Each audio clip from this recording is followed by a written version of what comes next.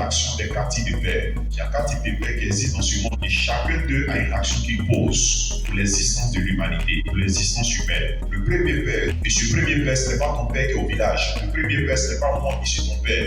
Le premier père, ce n'est pas un père du quartier auquel tu es confronté lorsqu'il y a des sujets à régler dans la famille, dans ton foyer. Le premier père, la Bible le révèle dans Matthieu 6, verset 9, dans son introduction à la manière de prier, il dit notre Père qui est dans les cieux. En plus d'être Dieu, Dieu aussi est un Père. À savoir, il a l'ADN de la paternité en lui. Maintenant, le rôle que Dieu est en tant que Père, c'est situé à un niveau précis. L'un des rôles de Dieu en tant que Père est de donner une forme à l'être humain. Dieu nous a créés à son image et sur sa ressemblance. C'est quoi, ça veut dire quoi? Tel qu'il est, tel que nous sommes. C'est pourquoi quand tu lis la Bible parle des mains de Dieu. La Bible parle de l'oreille de Dieu. La Bible parle des pieds de Dieu. La Bible dit que Dieu a une bouche pour parler. La Bible dit aussi qu'il a des oreilles. La Bible dit que Dieu sent. La Bible dit aussi que Dieu a des yeux pour voir. En Psaume 103, verset 14, car il sait de quoi nous sommes formés, il se souvient que nous sommes poussière. Donc Dieu qui est un Père aussi, il sait de quoi nous sommes formés. Nos parents, voilà, qui nous ont mis au monde, dont nous portons le nom là, ils ne savent pas de quoi nous sommes formés. Eux là, ils nous ont mis au monde, ils savent qu'on doit mettre au monde un être humain. Mais c'est Dieu seul qui sait, même ce que nous sommes êtres humains, mais qu'est-ce qui nous a formés là? Dieu seul sait. Et de quoi nous sommes formés, que Dieu sait. Il sait que nous sommes poussière. Quand tu vas aller voir ta parenté pour leur dire que tu es fait de poussière, ils vont rire. On était fait de poussière comment? Je sais comment j'étais conçu. Dans ton corps, il y a le sang. Dans ton corps, il y a la chair. Mais quand tu vas questionner le vrai Père, il va te dire au-delà du fait que tu aies du sang en toi, tu es une chair en toi, mais tu es poussière. Parce qu'il t'a pris comme une pâte à modeler. Il a pris la pâte et puis il a versé dessus sa salive et puis il t'a modelé pour que tu sois ce que tu es. Le premier Père, c'est l'Éternel Dieu. Mais son rôle pour nous, c'est qu'il nous a formés avant que nos parents reçoivent en eux ce que nous sommes. Au-delà d'être Dieu pour moi, il est aussi mon Père. C'est pourquoi je suis fier d'être son fils en tant que lui mon Père. C'est pourquoi Jésus dit quand vous priez, dites Abba Père. Abba Père qui veut dire quoi? Le Père intime, le vrai Père.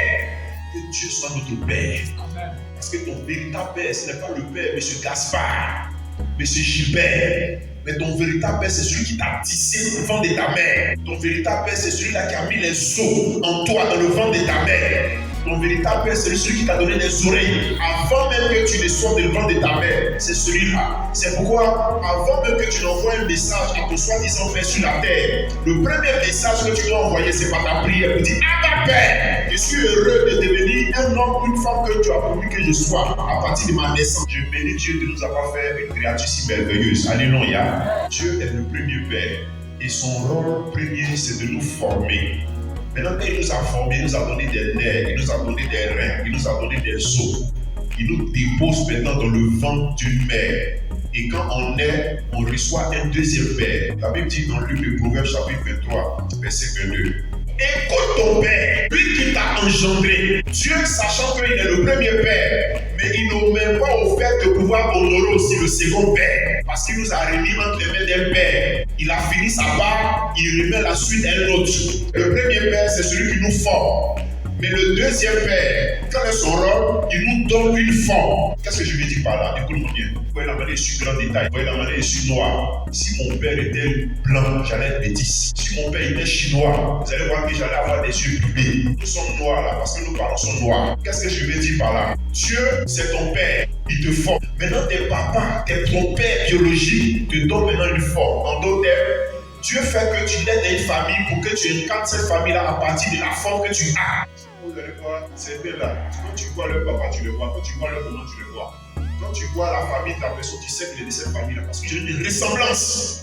Parce que la famille dans laquelle tu es issu là t'a donné une forme. Dieu déjà t'a créé, mais il veut que tu aies une forme. Et cette forme qu'il voudrait que tu aies là, il t'introduit dans une famille pour que tu aies cette forme-là. Tous les noirs, les jaunes, les asiatiques, les blancs, on les appelle les êtres humains.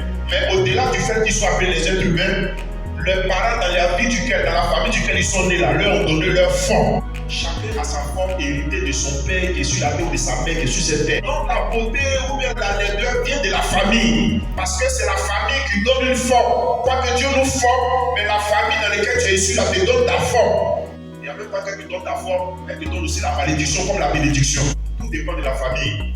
Sinon, on n'a pas accusé Dieu. Mais c'est ce que nos parents ont fait là. C'est ce qui va nous rattraper. Genèse chapitre 4, verset 1. Adam connut Ève, sa femme, et enfant de Caïn. Elle dit, j'ai formé un homme avec l'aide de l'Éternel. Elle reconnaît que Caïn qu'elle a mis au monde là, c'est avec l'aide de l'Éternel. C'est que dans cette affaire-là, Dieu a fait son travail, nous aussi on a fait notre travail aussi. Et c'est celui-là, qu'un homme ne peut pas venir au monde tant que Dieu n'a pas formé et puis l'homme n'a pas donné une forme. Il a fait sa part. Il te met maintenant dans le ventre de ta maman. Maintenant, la couleur de ta peau, la couleur de tes yeux, la couleur de tes pieds, la manière que tu marches, la manière que tu es décalé, ça dépend maintenant du papa. Les deux là, ce sont des pères aussi, mais chacun joue son rôle. C'est pourquoi au même titre qu'on bénit Dieu pour nos pères qui sont au village, grâce à qui nous sommes nés, on doit bénir un Dieu aussi qui est notre Père qui nous a formés. Le troisième Père, en Jean chapitre 8, verset 44. Vous avez pour père le diable. Le troisième père, c'est le diable. La Bible reconnaît que le diable aussi, c'est un père. C'est pas pourquoi on le célèbre ici, mais il y a d'autres lieux où on le célèbre sans le savoir. Parce que nous le reconnaissent aussi comme le père. C'est pourquoi Jésus dit, pas nous avons pour père le diable, mais vous avez pour père le diable. Il veut le dire en disant quoi? Il y a des personnes dans ce monde-là qui reconnaissent aussi Satan comme père. Mais le travail en tant que Satan, comme père, quel est son travail? Si Dieu, en tant que père, il forme, l'homme, en tant que père, donne une forme, Satan vient déformer la personne. Luc chapitre 13, verset 11 à 16. Cette femme est une fille d'Abraham. Satan tenait lié cette femme. Depuis 18 ans, et normalement, cette femme est fille d'Abraham. Mais Satan l'a tenue liée. Et en la tenant liée, Satan a fait de cette femme-là sa fille. Et Satan est devenu son père pour la femme. De sorte que Satan a déformé la femme, de sorte que quand elle marche, elle est courbée comme ça. Non, c'est pas comme ça prend la vie au monde. Quand ça prend la vie au monde, elle était redressée. Quand Dieu l'a créée pour la mettre dans le ventre de sa maman là, Dieu l'a bien formée. Ses parents l'ont bien donné une forme. Mais Satan est venu déformer la vie de cette femme-là. Voici pourquoi on est dans des problèmes aujourd'hui. Parce que Satan aussi en tant que père est venu nous déformer. Il est venu déformer ta santé, déformer ton cœur. C'est pourquoi ils m'ont dit comme ça, le temps que ton cœur là, ça ne va pas bien.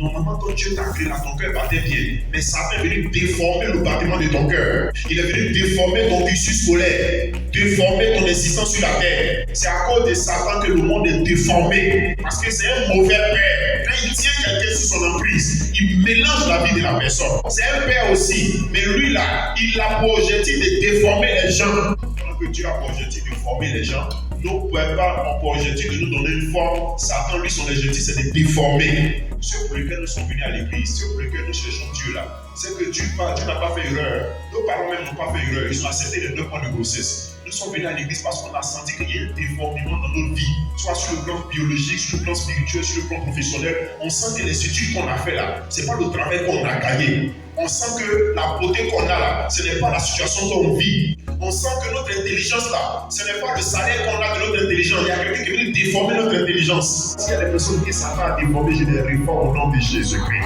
C'est pourquoi Dieu, dans sa préscience, il suscite un autre type de père que le quatrième père. 1 Corinthiens chapitre 4, verset 15. Vous auriez 10 000 pères en Christ. Vous n'avez cependant pas plusieurs pères. Plus qu'un, c'est moi. Vous êtes engendrés en Jésus-Christ par l'évangile. L'apôtre Paul. Il dit qu'on peut avoir 10 000 maîtres, mais on a un seul père dans la foi qui vous a engendré. Le même mot engendré qui a été utilisé dans le livre de Proverbes, c'est le même mot qui est utilisé aussi en parlant des pères spirituels. Il nous engendre aussi dans la foi. Il nous permet de pouvoir rentrer dans notre monde afin d'avoir accès à la transformation qu'il faut, afin d'avoir accès à la bénédiction qu'il faut, afin d'avoir accès à la grâce qu'il faut, à la faveur qu'il faut. Donc le quatrième père, c'est le père spirituel que Dieu met sur notre chemin qui, quand Satan nous a déformés, le père spirituel vient nous transformer au nom de Jésus-Christ. C'est pourquoi dans la vie, il est important que tu aies un père spirituel pour te transformer. Parce que là où Satan t'a déformé, là, il faut qu'il y ait une transformation dans ta vie. Je bénis Dieu. S'il n'y avait pas des églises dans le monde, s'il n'y avait pas des pères dans le monde, nous étions foutus. Nous qui étions possédés au départ, nous qui dans la famille dans laquelle on est issu, il n'y a pas de mariage.